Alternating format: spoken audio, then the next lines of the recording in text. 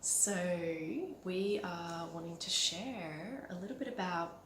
So we've been talking about the ways that to turn on a woman, and essentially a lot of it is about we're just sharing about like attunement to energy and energetic sensitivity and emotional responsibility, and just feeling into these qualities are actually a lot of the feminine.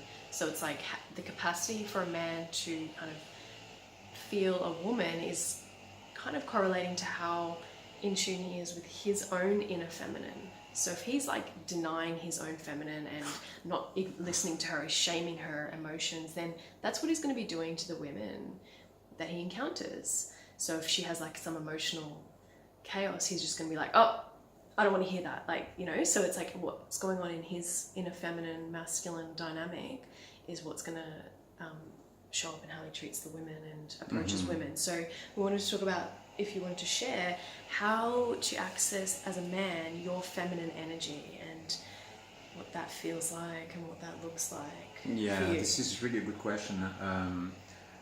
The way I see it is we have different archetypes, right? Different ways of embodying ourselves on this planet as men. So the man archetype, for instance, will be the warrior, or the wild man, or the father, or the king. And you have the priest and the mystic, for instance. And you have the inner child, like being in child mode and being like foolish and playing around like a little kid. And then you have also the accessing the inner feminine. So for instance, you see those things that I'm wearing over here, for me they are the symbol of my Shakti, Shakti energy. I'm wearing always like symbols or accessing my inner Shakti, and the Shakti is my divine feminine essence. So part of that has to do with, for instance, dancing, with the way I use my mind, not always being in the rational, linear thinking, but much more being in intuitive mode. Like I call that entering into flow states, and being in a state of nadaya. And so that's some of the aspects that I cultivate naturally. And I come from a science background, so I come from being very rational and very directive, from a family where traditionally it's a patriarchal model, in Spain over there, so we tend to be machist, and but then that evolves and that changes to something that becomes much more fluid in the essence.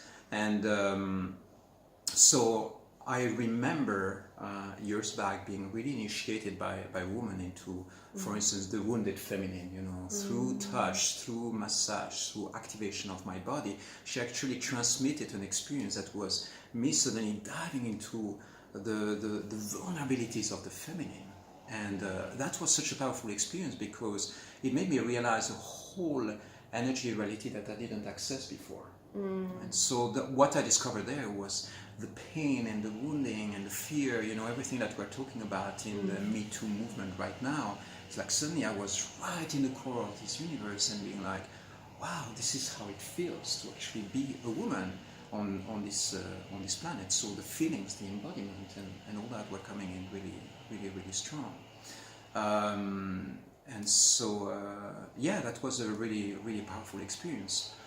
I've been experimenting with painting my nails, lately. So this is something a bit more playful, but I started putting sometimes some eyeliner on my eyes, and it's, this is not about becoming a drag queen. It's not about, it's not the experience that I'm having. It's more like having an experience of fluidity and creativity and playfulness with certain things that we tend to use the term like gender fluidity. Being a little bit in this space and being able to play with those two gender aspects. And I'm still, I would say I'm probably 95% still in my masculine, but every now and then I feel a little bit in different aspects that I think are a bit more feminine. And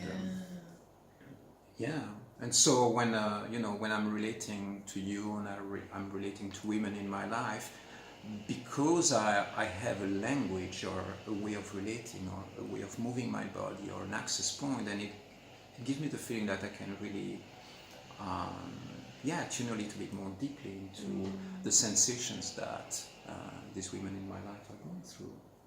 Yeah, and would you say, like in a partnership, as a man, to kind of feel safe in your emotions and in your vulnerability, that it requires the woman to have a healthy masculine. So the capacity for her to hold space for you when you're in a vulnerable state, not always be in chaos, in emotional chaos. So does that create safety for you as a man? Yeah, of course, as well. Yeah.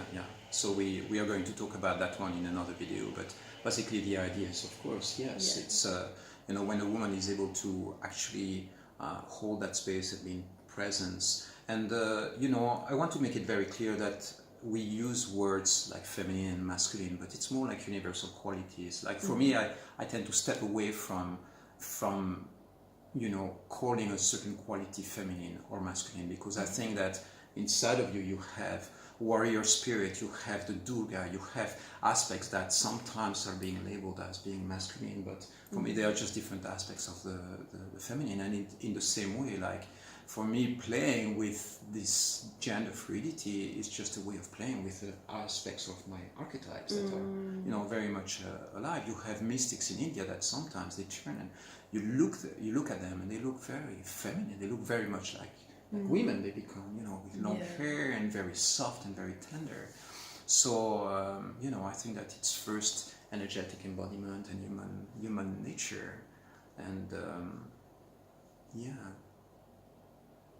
Yeah, and it also, I guess, depends on like your journey, like your soul's journey, because it's like maybe some men feel really even more connected to their feminine essence. Maybe they've been a woman in many past lives, and it's like that's just so natural for them in this life to access. But yeah, I guess it's more like that.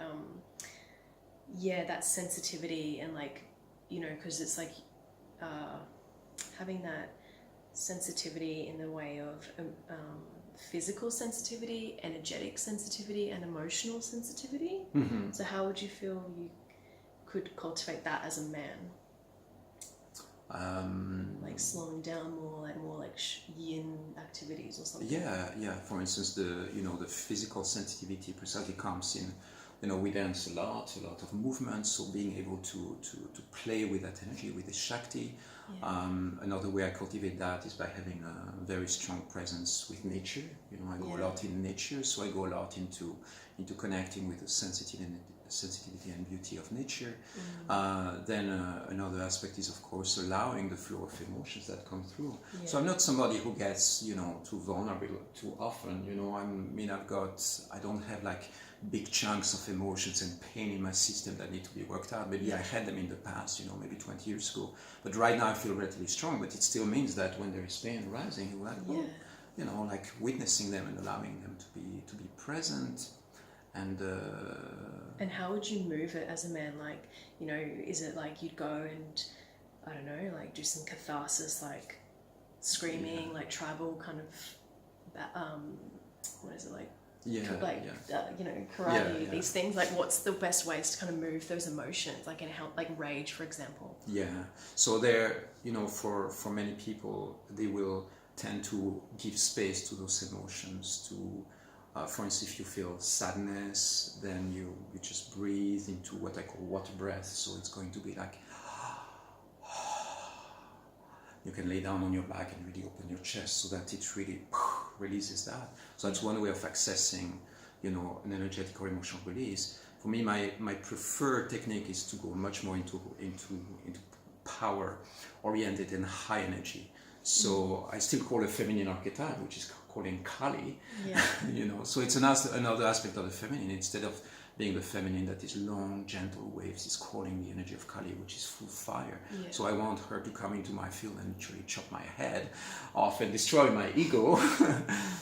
So what this means is that there is some emotion inside of my field that I don't need, and I don't.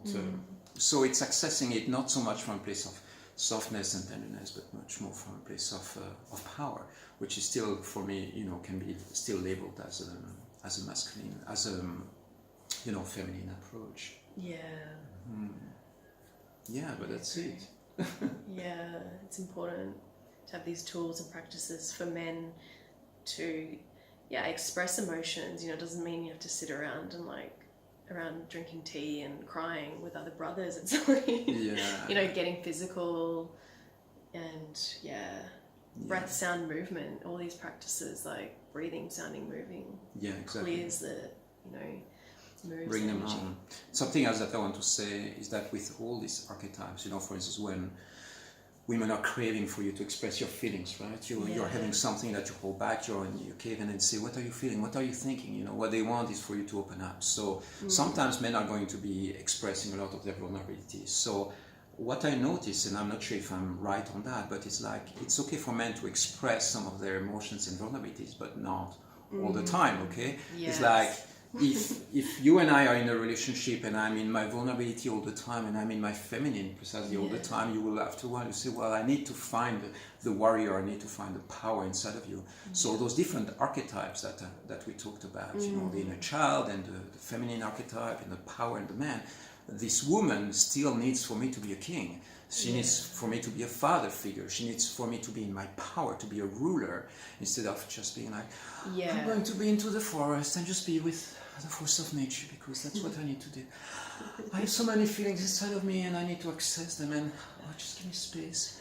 Right now I cannot be around you. You know, it's like there is beauty in that and it's really, really pretty, but after a while you might get tired if you are around a man who is... It's just too much of one archetype. It's like, yeah, you got to play in all the archetypes. Exactly. It's like, you know, that's the whole mastery of the psyche. It's like, if we're always in one, and even if like, if a woman's always in her, like, I don't know, in her masculine boss babe, like, she doesn't turn that off, that's like, you would get tired of that. It's like, you know, you need to dance between the different aspects of yourself, not just stay in one fixed identity, one role, because then you're not growing. Exactly. Exactly. So men out there, if you you know, learn how to access your feelings, how to access your Shakti, and realize that the core of your being or the core of your embodiment might still be your masculine body, and so express some of it. Know that you have an access, an ability to emote, to be emotional, to be sensitive to things.